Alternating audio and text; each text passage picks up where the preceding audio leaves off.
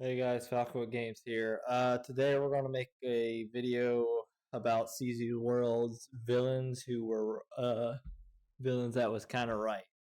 Um, so I did not make this video. I recommend subscribing to CZsWorld for the full video. I put a link of it in the description, including his channel. He makes really good content.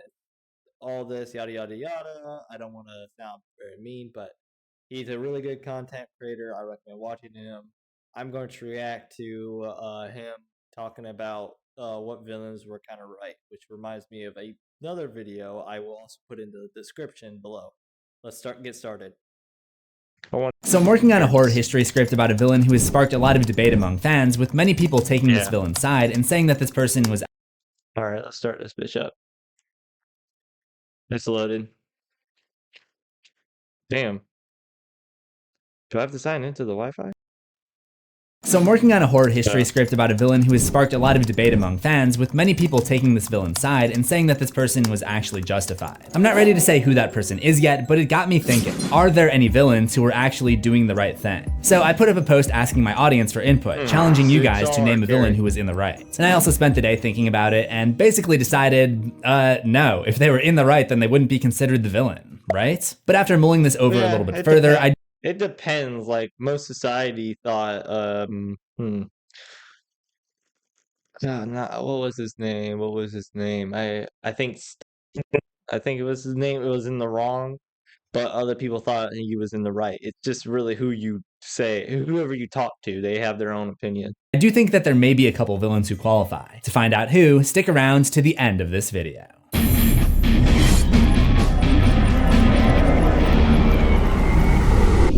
So when I started thinking about the villains that come to mind and looking at some of the answers that you guys provided, I started seeing a few trends. There were a few different categories that all of these villains seem to fall into. But let's lay down the technical definitions before continuing. So a villain is a character whose evil actions or motives are important to the plot. The protagonist is just the leading character in a work of fiction, and the antagonist opposes that leading character. Usually the antagonist is the villain, but in some cases the protagonist is the villain. I went into this video thinking that there wouldn't be any examples of villains who I found to have actions that were just, but some of these characters surprised me, just as you were probably surprised that I finally uploaded something other than horror history. Also, seeing as how this isn't an episode of horror history, I won't go too in depth into any of the characters that I talk about here, but there may be spoilers for the following stories, primarily Gone Girl and Cabin in the Woods. So with that out of the way, let's jump into the first category.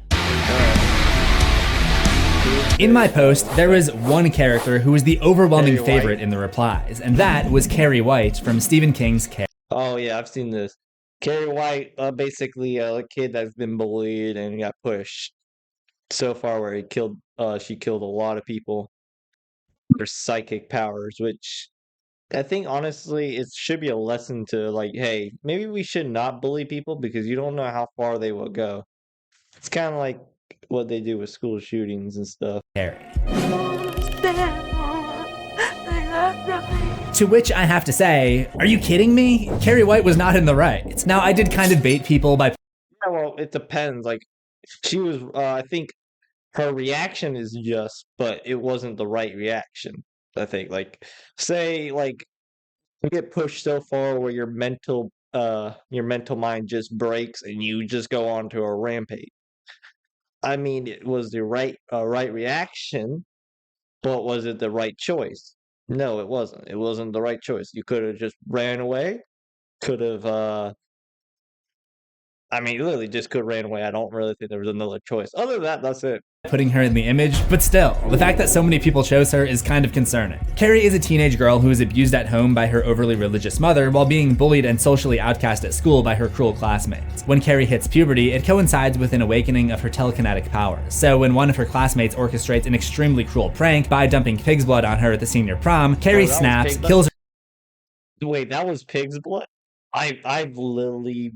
her classmates, then rampages into the town and massacres it, starting a huge fire and telekinetically twisting the fire hydrant lug nuts so tight that the fire department could not access the water. Now, I'm not saying that Carrie is pure evil. How does tightening lug nuts cut off circulation to water? Oh well. I don't know. Evil and the people who bullied and abused her are perfect angels. They can both be bad, and they are, but two wrongs do not make a right. If someone does something to you and you do it back to them, you're now on the same level. But Carrie is even worse than that, because she not only got revenge on her bullies, but also killed innocent people. Attacking in self-defense is okay, but that's not what's going on here. If we were to take telekinetic abilities out of the equation here for a moment, this is essentially a school shooting. Nobody is. I just called it. I fucking called it. I was doing the exact same analysis. Oh, I was like, yeah, it's just basically you push someone so far and to snap. I mean, it is the right. It ain't the right choice, but it is the right reaction. I mean, most prisoners, from terrible hellhole prisoners like POW camps and stuff, they snap. They just snap one day and they don't act right anymore. And when they get freed from that prison or relatively killed, their mental mind's already broken. So when they reduce into society, they're not going to be normal. They need a lot of therapies and they need a lot of times of healing. Out there saying that the Columbine shooters did the right thing by shooting up their school because they were bullied. So why are people saying that about Carrie? I'm guessing it's because in the movie, the story is told from Carrie's point of view. We see the bullying, and I think it's normal to feel bad for her. I'm guessing a lot of people who said Carrie have been bullied themselves at some point, and they're able to share in her frustration and want to protect her because they relate to her in some small way. I'm surprised you didn't get bullied. Like, everyone in their life, that's what makes us stronger. We get bullied in our young life. That makes us grow to be stronger, and we're all more willing to live our own lives. I think, honestly, that's what happened to me. I got bullied when I was a kid. It didn't really change me as much, but still, I'm stronger for it. And I think that some people can handle it differently, but that's how it is. I don't know. There's just a little bit of a disconnect here. I can understand thinking that the antagonist deserves some kind of punishment, and maybe some people got that mixed up with saying that Carrie was in the right. There were several answers that I put under the same category of they deserved it then. Amazing Amy Dunn from Gone Girl staged her disappearance to make it look like her husband had killed her to get back at him for his infidelity. But she also murders an innocent guy who took her in. I've never seen Gone Girl. Hang on. That's crazy. Let me look this shit up.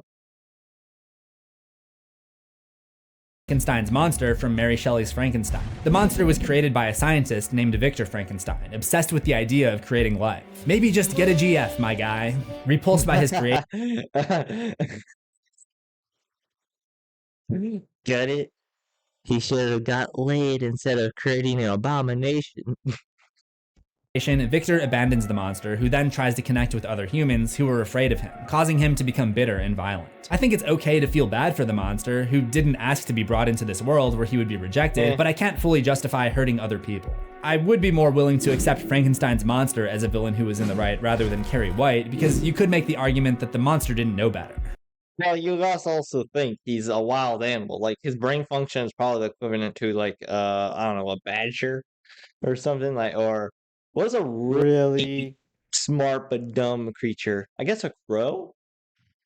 Nah, crows, I think they're more problem solvers. What's a wild, I guess a honey badger. Nah, honey badgers attack. I'm going to just say badger or wolf or something, yeah. Like, he's going to have the same brain power of a wolf or an animal.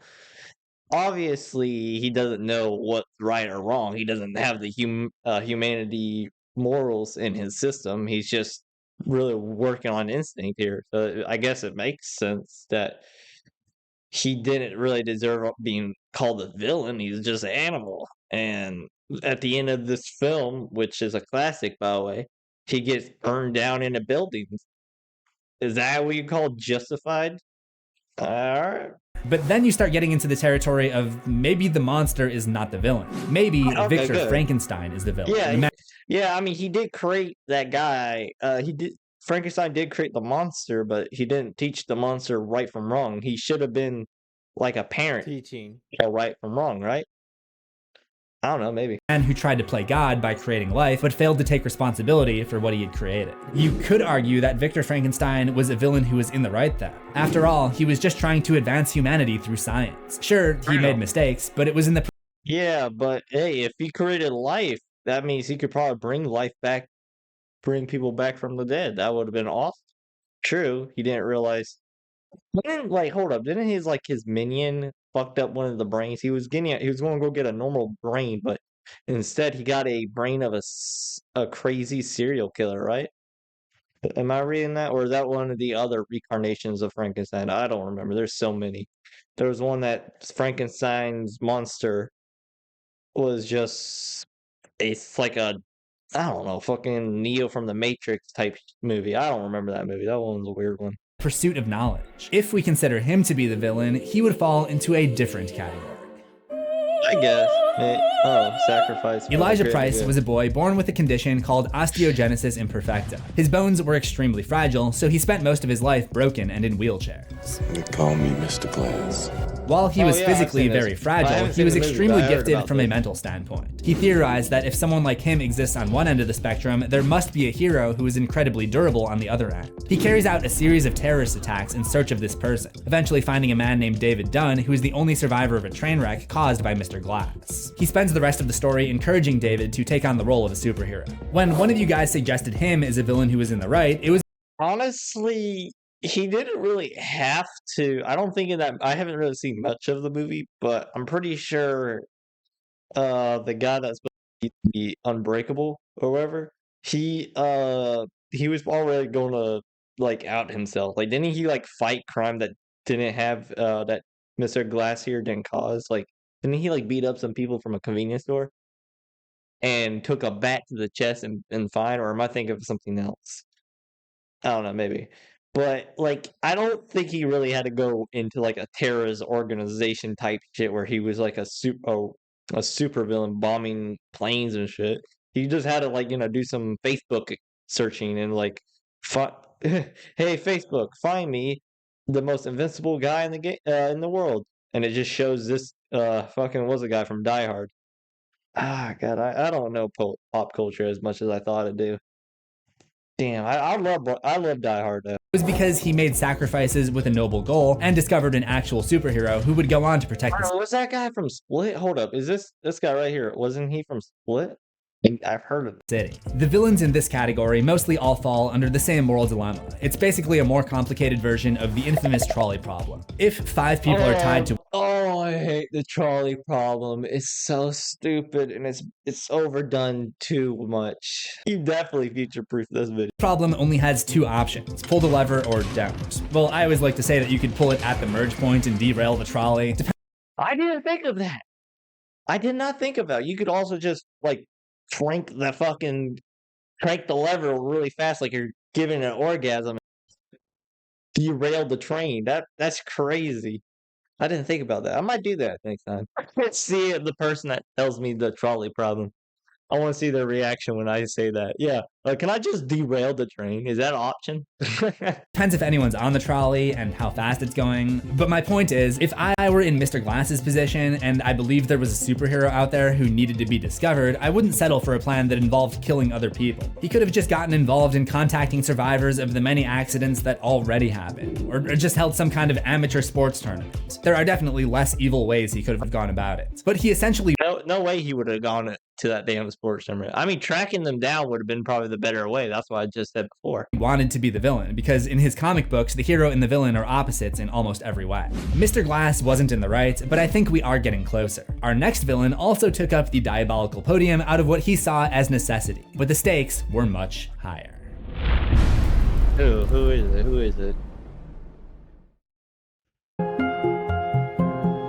That is crazy. Lelouch Lamperouge from Code Geass wanted to overthrow the oppressive Britannian.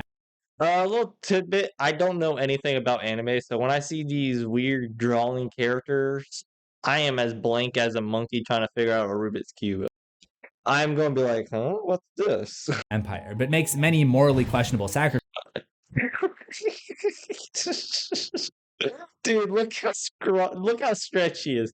Is his father Slender Man or something, bro? Look how stretched but small. Dude, he looks like he's very tall but very small at the same time. What the fuck is wrong with this? Yeah, sacrifices to do it, including controlling others, committing acts of terrorism, and betraying his friends.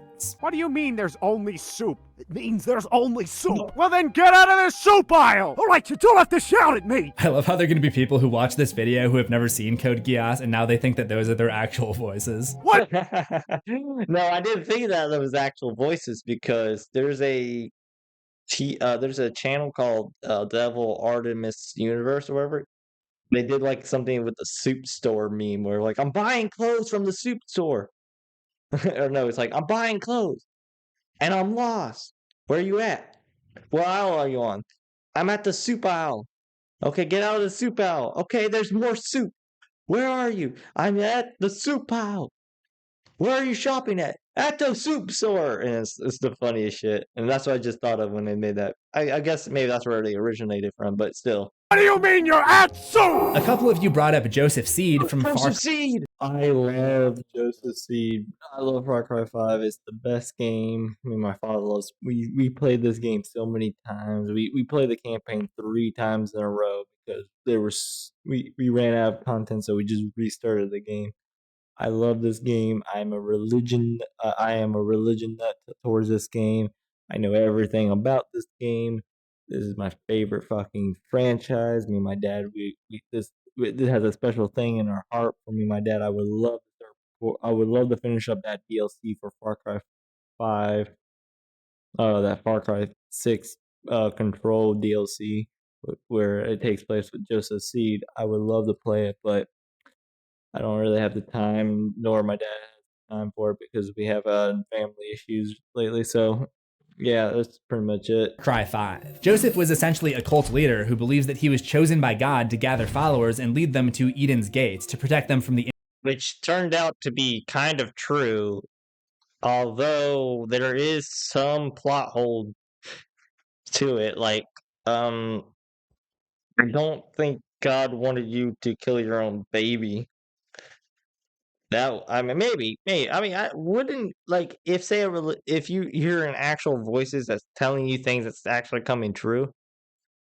Why would you prepare for the worst when you could uh prepare for like the worst and you could prevent the best? Or not? What the fuck am I saying? You could have prevented it in the entirety, bro. You could have used your predictions to convince your Eden here, which he kind of did. He used his power predicting what's going to happen and tell the Eden Gate people, and that's how he made the religion in the first place. So I would think after he built like a kind of like a following, he could pull things from the strings like Illuminati and prevented the nuke going off. incoming apocalypse. That's what I would have thought. If I was in his power, I would probably use it for better, for good. I mean, maybe God didn't want him to do it. Maybe if he did do that, God would probably not tell him anything. And although I think he's not the villain, who's ever brainwashing him did. And if we've seen the DLC of Far Cry 6 DLC, he was actually being tested inside the vault. So in the Far Cry 6 DLC of Control, I'm gonna call it Control. In the Control DLC, there was he was in the Fallout shelter at the end of Far Cry 5 with and he was having second thoughts, and I guess God gave him like visions and dreams and premonitions and future plots and stuff. And it was actually and he was being and the God's voice or whatever was his voice, which kind of dictates, was that really the God? Was that God or the devil? If you really think about it, maybe. I mean, sometimes the devil can convince you to do bad things. I don't know. Just the thing. I love this game. I will go forever and ever and ever about this game. So we better start this up so we can continue and move on with our lives. Because y'all probably just skipped this already. However, he's willing to use violence and torture to advance his goals. At one point, he pinches the tube on his own daughter's life support to kill her and prove his devotion to God. Under normal circumstances, he'd just be seen as your run-of-the-mill religious extremist. No better than yeah, I don't know. It's like, I guess he was in the right, though. He was in the right after all, right? So than some of the worst terrorists of our world. However, in the end, the apocalypse actually happened just as he predicted, down to the very moment, making it seem as if Joseph really was receiving the word.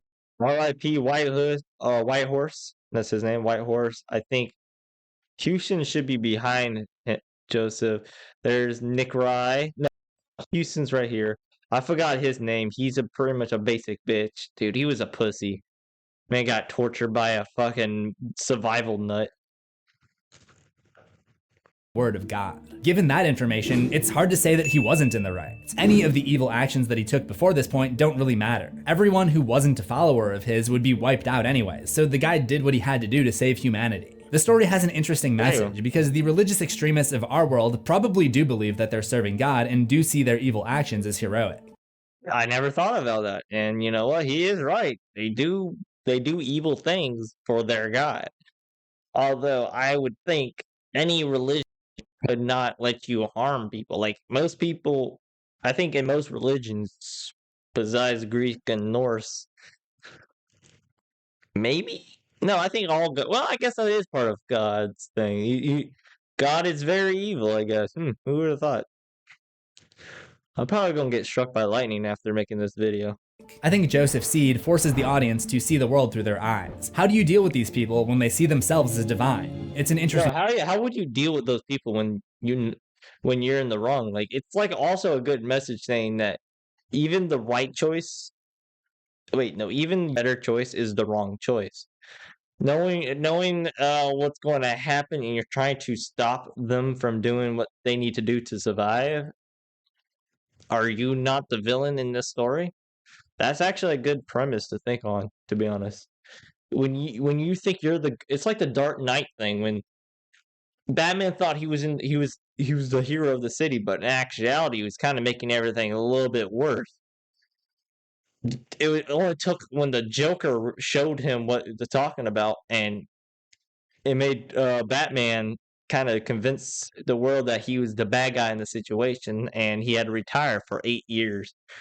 And he actually stopped crying. Joker, if you guys seen Film Theory's videos on some of these, go look up The Joker Was Right by Film Theory. It's the Heath Ledger Joker, and it's a good little ideology there too. There was a pretty cool ideology there. They're better speakers than I am.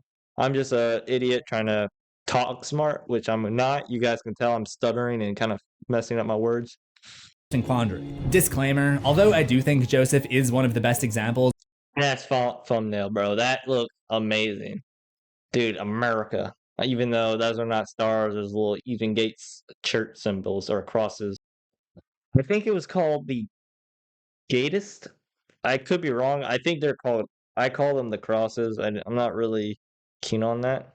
Of a righteous villain, I am not condoning any kind of religious violence. I don't want to see any news articles about the CZsWorld pipeline, okay? The world of superheroes offers a couple other examples of villains in this category. Poison Ivy from Batman engages.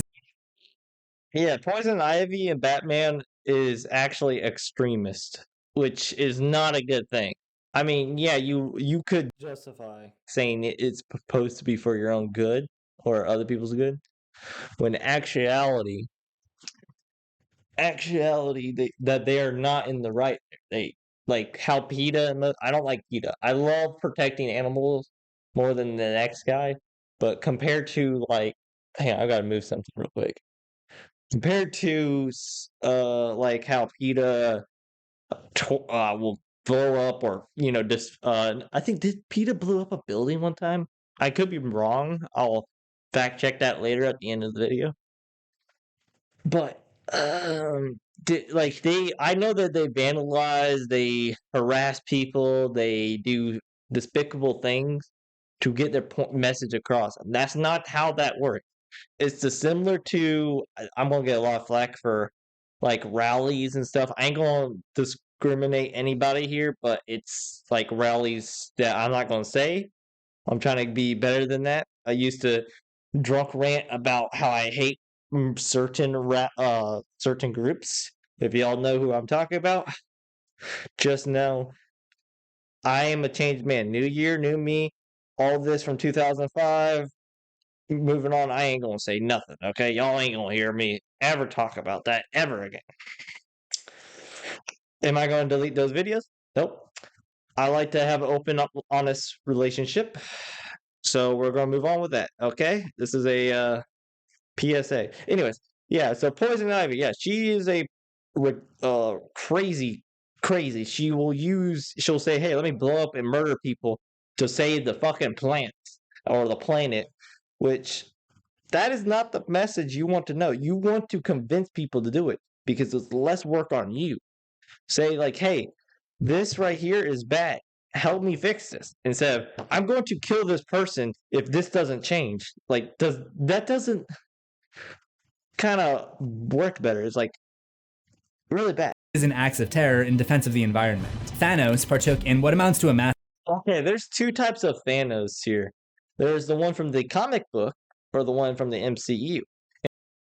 There's two types of Thanos, the comic book accurate Thanos and the MCU accurate Thanos. Comic book Thanos was a sadistic man that worshipped death as a female skeleton with tits. MCU Thanos was more of keeping everything balanced. I think honestly, MCU Thanos is more justify, where comic book Thanos was pure villain, because there's one comic book issue where he literally tortured a guy from birth to death. It was a random human. They were born on there was a random guy named Paul, I think, and he literally Thanos tortured that guy throughout his life. Like one time he had a puppy on his birthday. 2 days later, he killed that puppy. Yeah, comic book Thanos was evil, and he did this all. He did half of the entire world. As he snapped the entire world in half to get death to love him. Comic book Thanos is just a pure evilest one. MCU Thanos is more like a mercy killing person. Like he doesn't have to kill anybody, but he will if it's going to stop him doing what he needs to do. Aside by snapping away half of all life in the universe, which he sees as a virtuous act to curb overpopulation and reduce strain on the world's resources. I hope I got that right. I'm not actually in the know when it comes to the world of Marvel, but it's okay. You did good. You did good. But that's, like I said, there's two different Thanoses. I do know a little bit about Thanos just by being so into internet culture. I mean, the Thanos car. Dude, Thanos car. Bro, I remember that one. Hilarious. Ant-Man's plan to defeat Thanos. Dude, he also quoted Thanos here. That is crazy. It's one of the best things I've ever seen. Now, when I was making my list, there were some characters that I ended up moving into a subcategory. They weren't just sacrificing justice in the name of something they believe in, they were taking justice into their own hands. These are the vigilantes. I swear, if you did quote Batman in here, like Batman's a vigilante, and you can also justify like, hey, yeah, he's in the wrong, taking matters in his own hands. But with these, like, I think Chinese or Japanese, well, I think they have the same alphabet. Yeah, so these Japanese writing, I'm going to think it's something anime related, which I don't know anything about.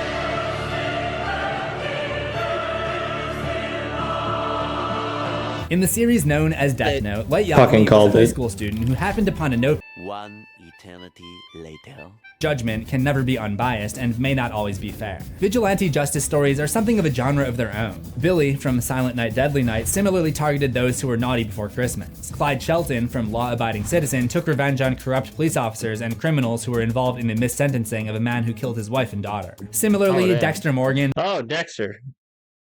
Oh, that's cool. Yeah, I was just talking about that. Yeah, okay. So he did quote Dexter.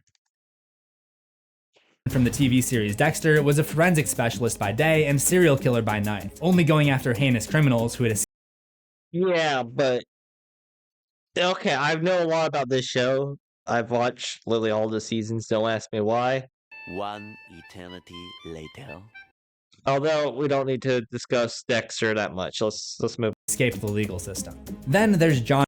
Oh yeah, they escaped the illegals. Some of them did. Some of them never got caught. But he had to do a lot of investigation on some of those parts. I do remember that he did a lot of.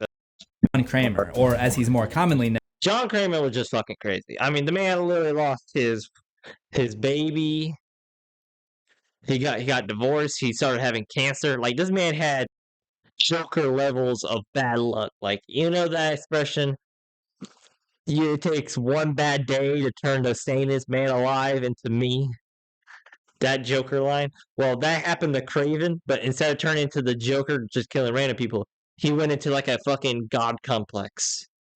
Known Jigsaw from the Saw franchise, who subjected his targets to agonizing torture devices, which he believed would reinvigorate those who had lost their appreciation for life, assuming they survived. Don't worry, the video's not over. Perhaps the best example in the wider I know, I've been checking the fucking time rates. Made sacrifices for the greater good genre would be the director from The Cabin in the Woods, the head of a secret organization whose goal is to sacrifice 5 human archetypes to a race of ancient gods living underground in order to entertain them and satisfy a ritual. If the ritual fails, the ancient ones will rise up and destroy the earth, so the organization puts a lot of resources into creating monsters capable of terrorizing and killing the young subjects. It's hard to argue against what the director and the rest of the organization are.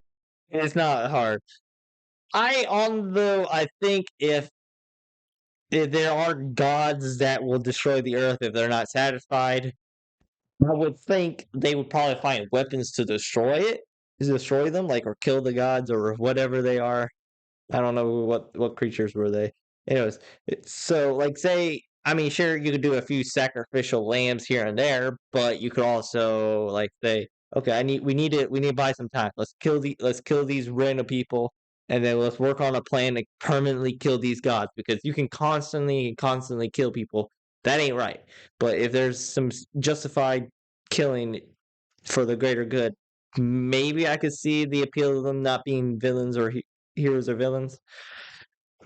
Yeah, so I could see why they're not really vigilantes. They're justified killers, I guess. Yeah, that's what.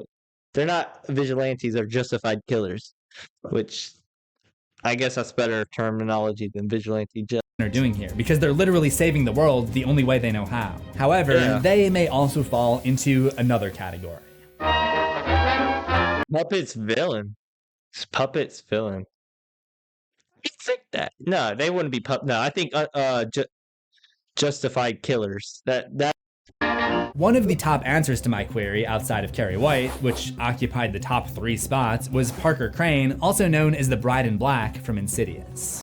I've seen his horror history of this character. This character had a sad fucking life. His mother was crazy, had mental illness, or she tortured her son and convinced him that he was a girl, which is a sad thing that most people are dealing with right now. I'm not gonna lie. There's my political joke right there, boys. Look at that. As a boy, Parker was abused by his mother, Michelle, who forced him to dress up like a girl because she didn't like him going by the name that his father gave him. That is not your... Which I think might be because she didn't really care that she had a boy or a girl. I think he just really hated that father. What did the father do? Which is crazy. I think maybe I'm just imagining that the father just cheated on her, and then she just snapped one day and decided, you know what? If you're gonna cheat, I'm just gonna turn our boy into a girl. And he's like, what? And then she just killed him. Oh, that's fun. Name! Parker! Is not your name! That is the name your father gave you. Your name is Jack Marius Tactheratrix, Michigan State University. What's the clinical name for this type of behavior? Oh yeah, she kinda cray-cray. In life, she forced Parker to do horrible things, basically molding him into a serial killer. If she sees you, she'll make me kill you. Even after she died, she continued to manipulate him from the afterlife realm known as the Further. After she's eradicated from the Further, Parker basically just fades away. Parker did do evil things, but he was controlled from such a young age. Yeah, but he was also manipulated, and like it's the sense. I think it's pretty similar to what happened to Carrie. I don't relate to him whatsoever, but I mean, being tortured by a parent, I think a lot of people like. There's probably a lot of people in this life that probably got manipulated and abused by their parents. But I think I don't know. It's a bit trippy. It's like it's a gray area. It's a lot of gray areas here. I think maybe if he after his mother died, if he got help and probably stopped being a killer, he would have been all right. You know what I mean? Like say after a few times, he realized he's doing something wrong, and he confessed to all the crimes and got the help he deserved, and then turned out and he's cured or whatever. I think that would have been probably a better story for him, but that's not the story for him. The man turned into a monster. What can you say? It takes one. Well, it didn't take one bad day for him. It took years of torment to turn him into a monster, which is okay, I guess. Age. And the grip was kept on him for so long that it almost seems like it was unavoidable. You could make the argument that Michelle is the main villain here, and I would agree with that, but Parker is technically a villain as well, as per our definition. I also had a special spot for Parker because my Black Bride video was the one where I did the fake brand deal for tap water, which I remember very fondly because it took me like days to look up if that's actually a company. I knew it wasn't an actual company that's selling us tap water, but instead of like a company that's like vocalizing, hey, let's stop using water bottles every single day. Start using some tap water. It's cheap and it helps the environment or whatever, which I thought that was a company. Nope, it was just a joke. It was a fucking joke. Which is one of the dumbest gags that I've ever done. Make sure to use the code CZsWorld when purchasing tap water so they know that we sent you. You can just say it out loud whenever you turn on the faucet. And as much fun as that was, it didn't exactly pay the bills. So hopefully this does. We got an ad break. Okay. Alright, we're gonna edit this part out anyways. Jack Torrance is the main antagonist from The Shining. Jack is a teacher and father asked to take the job of the winter caretaker at the Overlook Hotel. But the Overlook Hotel is haunted, and Jack is possessed to go crazy and try to kill his family. Here's CZ! I actually said that at a Halloween party this year after showing up dressed like this. No, that's a cool Halloween party. That's a cool Halloween. I went in as like a phantom, basically Ghostface without the Ghostface mask. It's just all black, looking like death coming to take your soul with the red eyes kind of flashing in and out. Which I probably have a photo here. I'll probably upload it to the thing. Y'all see it on the screen. I was stuck in Job Corps during all that stuff. I never really got to celebrate Halloween as much as I wanted to this year, which kind of sucks for me. But you know, what are you gonna do? You got to do what you got to do, you know. You could make the argument for both versions, but the book version gives a heavier implication that Jack was possessed. When Danny has his final confrontation with him, he seems to realize this and says, "You're it, not my daddy. You're the hotel. And when you get what you want, you won't give my daddy anything because you're selfish." And after Jack regains control momentarily, he tells Danny to run away. Somebody in the comments had another suggestion. I'm gonna skip the obvious ones and say the mom from the Babadook. They did way too good a job of making that kid the whiniest and most unbearable child. Sorry, but I can't blame her reaction for most of the movie. AKA my sister. My sister is super fucking annoying now. Like, I don't know what happened to her. She used to be the sweetest kid in the world. Now she's a fucking monster. Okay. It's a pretty funny comment because he's framing it to fit into the they deserved it category, which may be deserved.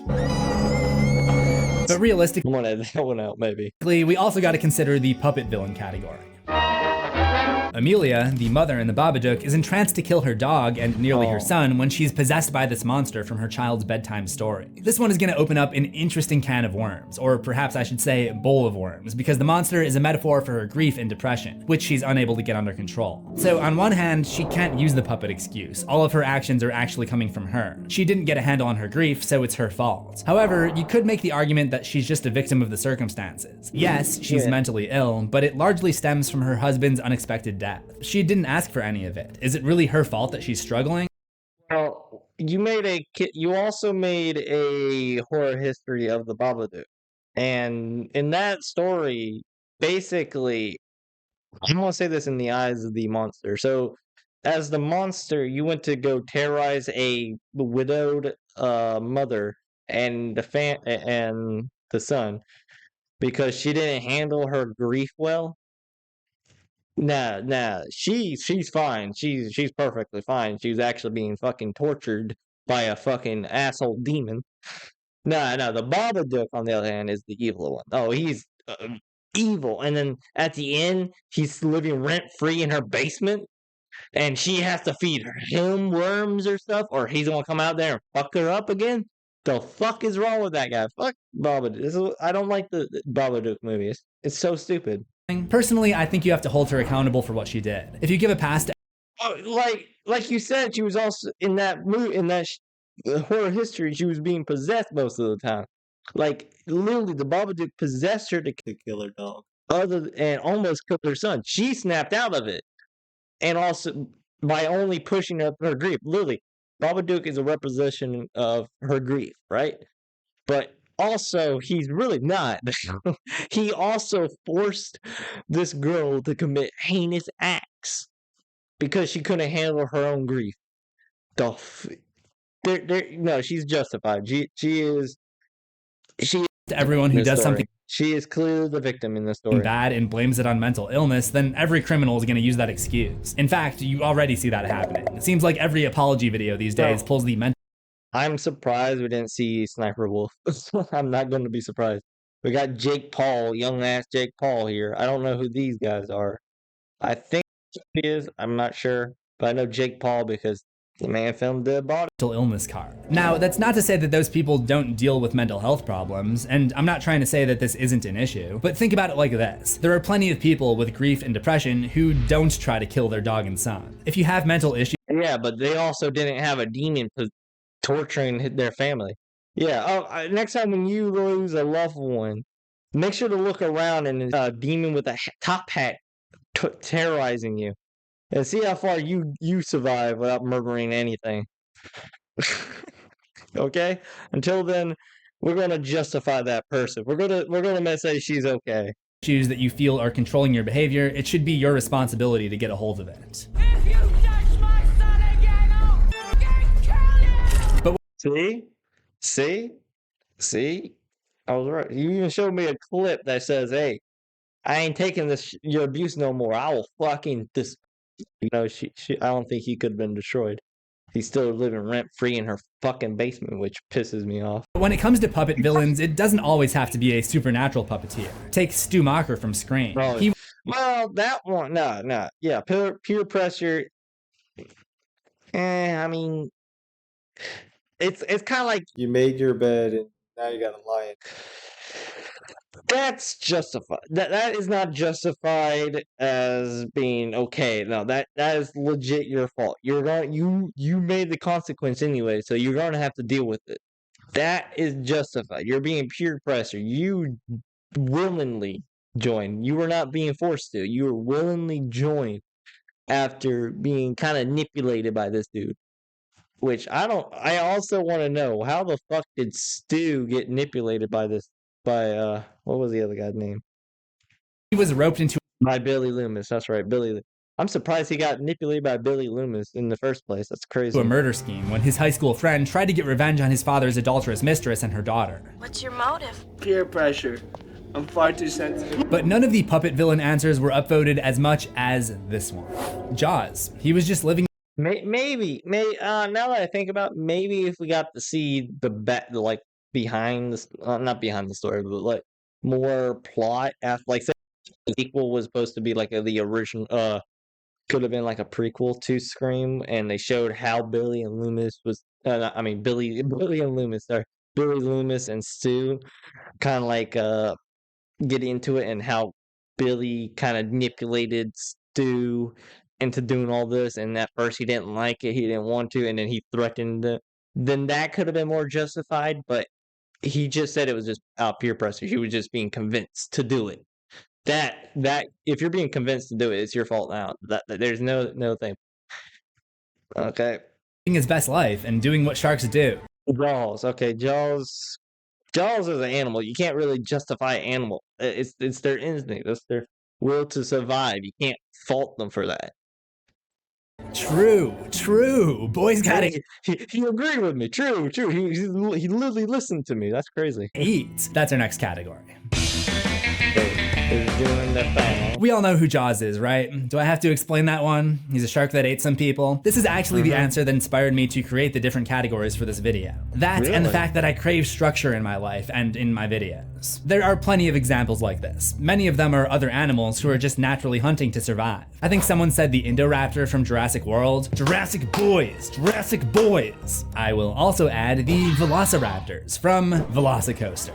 I know there's gonna be some vegan out there who's like, actually, allow me to correct you. But these guys are carnivores. They have to eat meat to survive. Although the vegan velociraptor does sound like a funny comedy sketch. It's not just animals though. Several horror movie villains that I've talked about are deities. Someone mentioned Sam from Trick or Treat. Sam is a entity. It's an entity which is beyond mortal man's morality.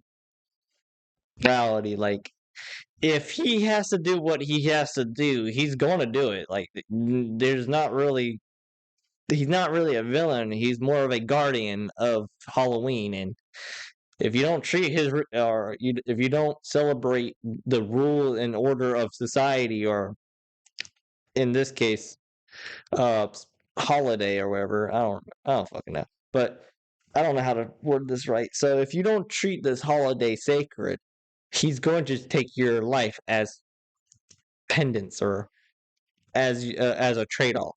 So that is justified. He's a deity, entity beyond our understanding. Like, we can't really fault. It made him a villain. He's not really a villain. He's just a entity. It's like saying it's God's fault for killing babies. I mean, we don't understand God's plan. There's no one in the world that's going to understand a religion's ideology or whatever. We're not going to understand it fully. We're just going to understand our role in it.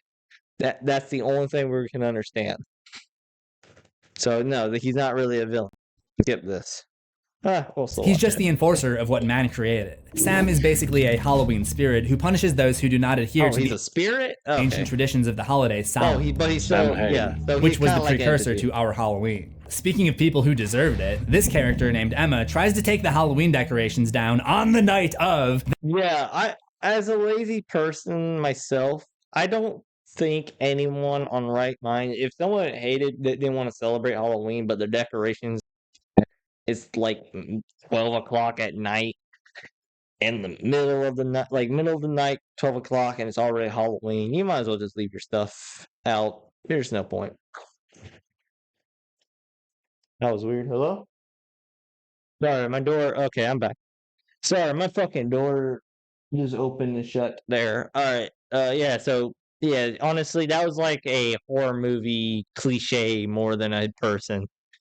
It's like, oh no, I tripped on my own shoelaces. I guess I'm dead. Like, motherfucker, are you serious? I honestly, as a lazy person, even if you didn't want to have the Halloween out and you hate Halloween, you might as well and it's already midnight, you might as well just go to bed and sleep and then take it down tomorrow. Then says this. I hate Halloween. See? Nobody could possibly be considered in the wrong for murdering this bitch. Similar to Yeah, well, she was also being forced to. She's a fucking fictional character being forced to get killed. I mean, she literally could have said anything, and still could have happened. Like, I love horses, and then 5 minutes later, getting stabbed by fucking a little kid in a sack. Sam, and also made by the same director, we have Krampus. Instead of enforcing tradition. Krampus, I don't think Krampus is really a villain per se. I mean, in most lore, he's just punishing children, and he doesn't really drag them to the underworld. They survive at the end. And I don't think I know there's also some that just drags the bad children into the underworld, but I think it's better to teach the children with punishment so they can learn and be better in the future.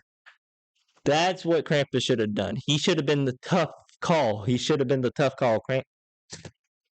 should have been the disciplined father that teach you from right from wrong by giving you an ass whooping. That's what Krampus should have been. I'm just saying. Traditions of Celtic folklore, Krampus hails from Alpine and Nordic legends and protects the ancient. And also, he looks like a fucking demon. I'm just saying, he looks like Satan. All right, he looks like Satan's grandfather, or Satan if he was like 80 years old. Let's just be honest. Traditions around Christmas. Someone on Threads mentioned the killer clowns from outer space, arguing that we eat things that are less intelligent than we are. Killer clowns from outer space. That is a tough one. I heard that they're making a game, which I'm trying to look forward to. I have completely forgot about those people. Clowns from outer space. Hey, I think honestly, they're as sentient, or they're intelligent. Yeah, we are less intelligent than them, but overall, we can communicate with each other fairly well, I think, and we make scientific marvels like jets and cars and shit. They made rail guns. They made ray guns. We made RPG guns. They made spaceships. We made jets. I mean, they're not like more intelligent as say a advanced society. Like 1,000 years ago, if we had all the equipment that we had today, like say it's like a jet traveled back in time to like the medieval days, dude, the jet pilot is the most intelligent people, but they are still very intelligent people back in the day. I mean, let's be honest, it's just how intelligent you're growing. You know, what I mean, how the society is growing faster than everybody. True, if they're trying to feast on said lesser beings in the movie, we're going to say like, maybe they could have found a better alternative food source than just humans. I mean, like we eat animals. True, they are intelligent, but bro, we gotta eat. We can't just live on fucking grass like a goat, bro. We can't just do that, or eat a fucking tin can. All right, we can't do that. Which I think they could have, found another society, maybe more dumber. Like they could have found like some wild animals. Let's be honest. Are, so why shouldn't they? True. But on closer inspection, I'm not sure if we should trust this guy because he appears to be a killer clown from outer space himself. He might be trying to get us to accept our fate as cotton candy trees. Another one I thought of was Death from Final Destination. Just like Sam Hain, I'm gonna say just like Sam in the Trick or Treat trilogy or whatever the movie was called.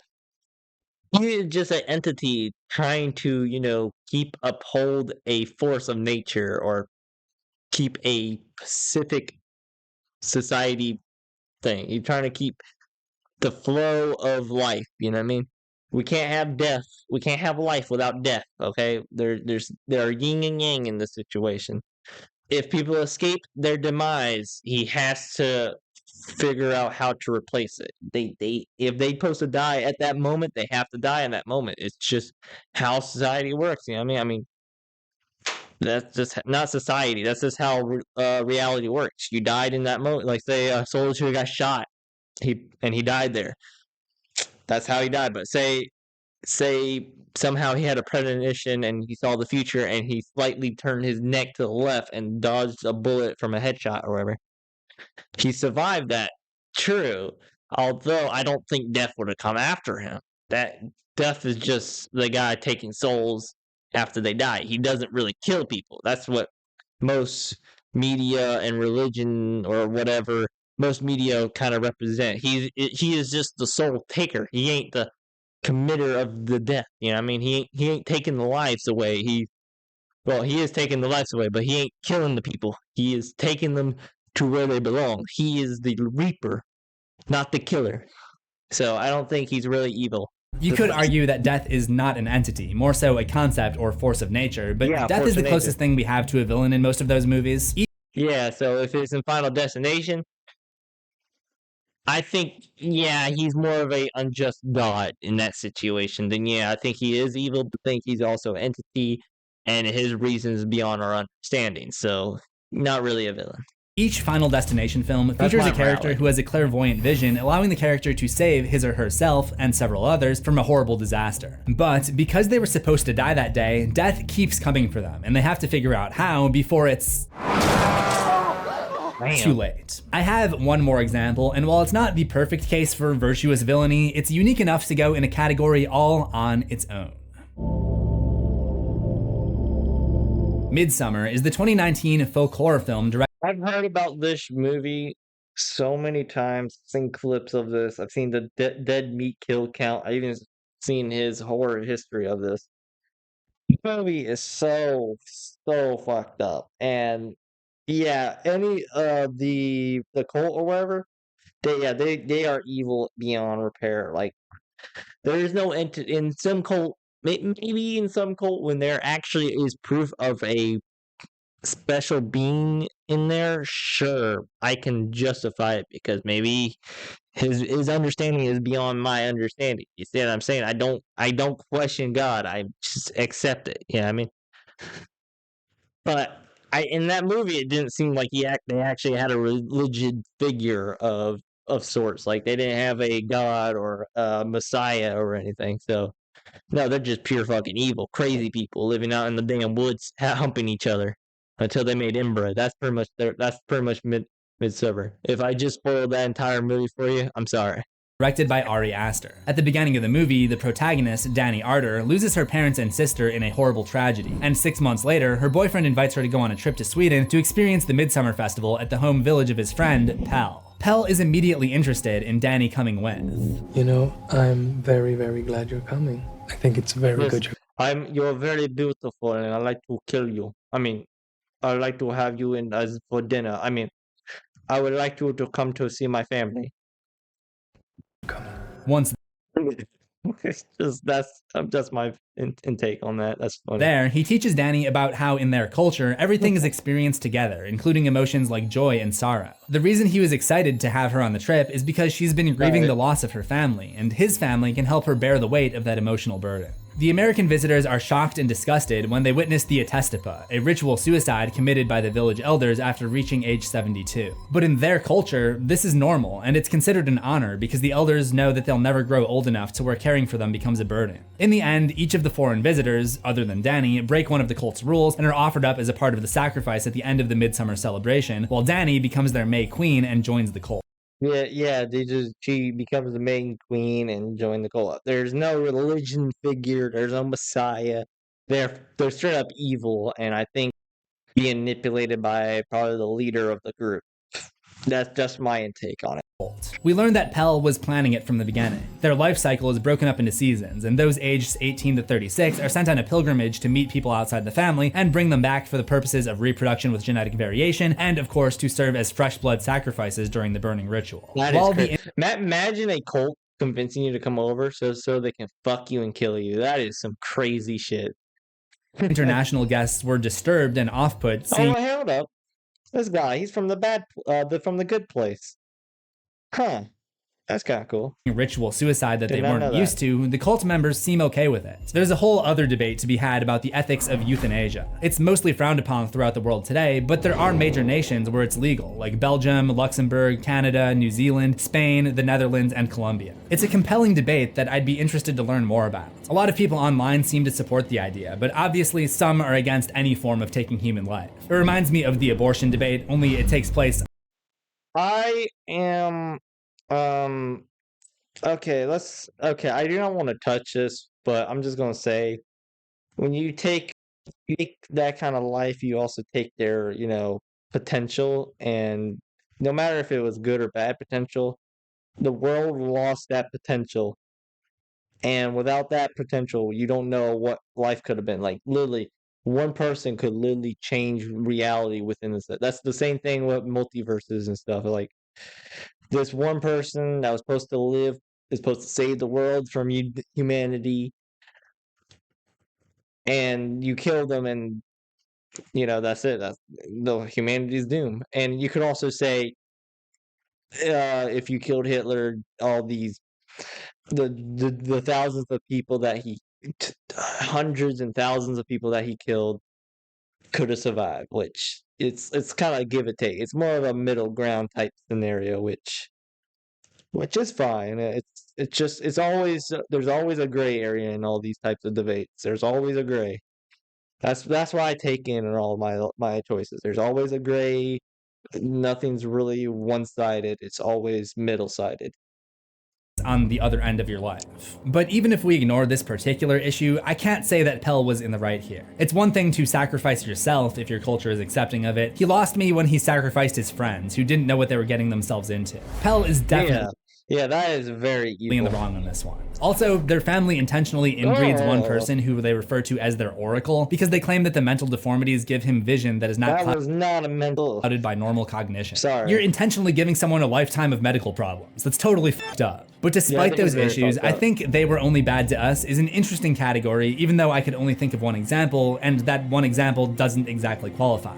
I can see, like, to be honest, I don't blame the people in it. I'm just blame their situation.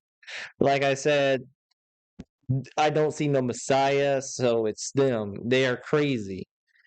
They are convinced that this is a good thing, and it's to them it's right. So I guess to us it's bad. Yeah, it's only for us. So I kind of agree that for this titling of this. If you can think of any others, let me know in the comments. I think the takeaway here is that most villains aren't perfect angels, and if they were, they wouldn't really be villains, would they? But the best ones, the ones that are the most fun to talk about, are the ones that have people on both sides of the aisle. The ones where you can have a discussion that turns into a discussion of ethics. A lot of YouTubers like to say, okay, let's keep it civil in the comments, but honestly, I kinda don't care. Feel free to rip each other apart in the comments. But in my opinion, it isn't actually that relevant if the person is actually in the right or in the wrong. It is those who think they are in the right, or at the very least, understand why they're in the wrong and still see it. To be honest, this entire video, I'm gonna cut him off right here, but this entire video reminds me of another video called Sympathy for the Villain.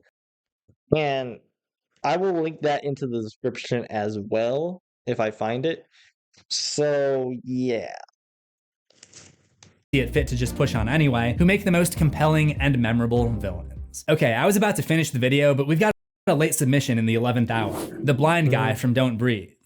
Girl, do you... Yeah, I mean, it's one thing to, you know, shoot a person in your house to protect your family. It's another torturing them and turning yourself into Jigsaw and then raping a bitch. Yeah, I mean, in the beginning, it's justified. At the end, it's not justified. Like, there's only a limit to that. I know what the Don't Breathe kind of plot is, which I want to see more of the movie. I don't know why I want to see more of the movie. Do you not remember the second half? I don't know why I want to see more of the movie. Anyways, I'm joking. But anyways, yeah, if he was like saying that these hooligans broke into my house, I had to kill them. That's fine. I mean, you're trying to protect your family and stuff, and you're trying to protect yourself and your family. That I justify it, but you don't have to kill them. That's also a thing. People don't understand. You don't have to go for the head. You can go for the leg. Bullets fucking hurt. I've been shot more times than you can possibly think. Bullets fucking hurt. True, mine was airsoft and paintball, but if you think of piercing weapons, which I also got stabbed. I got stabbed by a knife a few times. Yeah, those fucking things hurt, and you're out for the count. If you got a leg shot, you're limping on the fucking floor. You are not getting up unless you have enough adrenaline to keep you there for keep you up for hours. After your adrenaline go down, you're comatose. You're not even comatose. You're fucking wheelchair bound for about weeks until that leg heals or something happens. You know what I mean? Until, yeah. So if you're going to defend your house, make sure to dislocate, not dislocate, like make sure they can't really do anything. You can pepper spray them, you could tase them, you can shoot them in the foot. As long as it doesn't if you don't have to kill you. But there is a point on killing them though. Like say that they have you by the throat, you're about to die, you have no choice, there's a gun to your side, you have no choice, you take the shot. You have no choice. In that matter where you're about to die, you could take the guy's life. That's the survival instinct. That's justified. That's justified. All right. Other than that, raping them after they broke into your house, that's a little unusual punishment.